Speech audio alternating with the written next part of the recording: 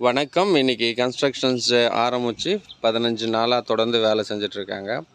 So இந்த 15 நாளும் தொடர்ந்து நான் வந்து வீடியோ போட்டுட்ருக்கேன். என்ன காரணம் அப்படின்னு பார்த்தீங்கன்னா, எங்களுக்கு வந்து இதில் பற்றின முன் அனுபவம் இல்லை.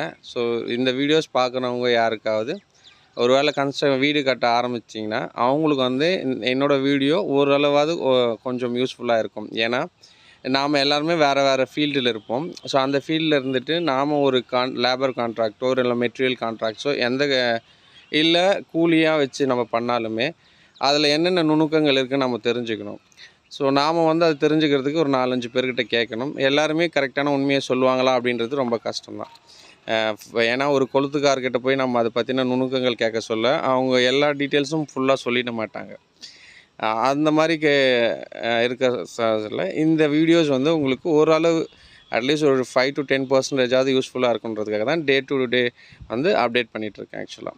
ஸோ இன்றைக்கி பார்த்திங்கன்னா என்ன ஒர்க் பண்ணியிருந்தாங்கன்னா, அந்த மீதம் விடுபட்ட நேற்று வந்து ஃபுல்லாகவே வந்து பார்த்திங்கன்னா அந்த ஃபில்த் பீம்லேருந்து எழுப்புனதை ஃபுல்லாக போட்டாங்க. அண்ட் இன்றைக்கி என்ன பண்ணாங்கன்னா, இந்த காம்பவுண்டை வந்து ஏற்கனவே 3 கல் வச்சுருந்தாங்க ஹைட்டுக்கு. ஸோ இப்போ பார்த்திங்கன்னா 2 கல் கூட வச்சு 5 கல்லாக ஆக்கிட்டுருக்காங்க. ஸோ இந்த ஹைட்டு வந்து எதுக்குன்னா, அந்த பேஸ்மெண்ட் ஹைட்டை விட கம்மியாக இருக்கணும் அப்படின்ற ஒரு காரணத்துக்காக இது. ஏன்னா மண் நிரப்பினா பேஸ்மெண்ட் ஹைட் அது வரைக்கும் இருக்கணும். அண்ட் அதை விட ஒரு 3 அடி 2 to 3 அடி வந்து காம்பவுண்டோட ஹைட் வந்து கம்மியாக இருக்கணும் அப்படின்ற காரணத்தினால காம்பவுண்டோட ஹைட் வந்து இதுக்கு டிஃப்ரென்ஸ் காட்டுறதுக்காக நாங்கள் இப்படி வச்சுருக்கோம்.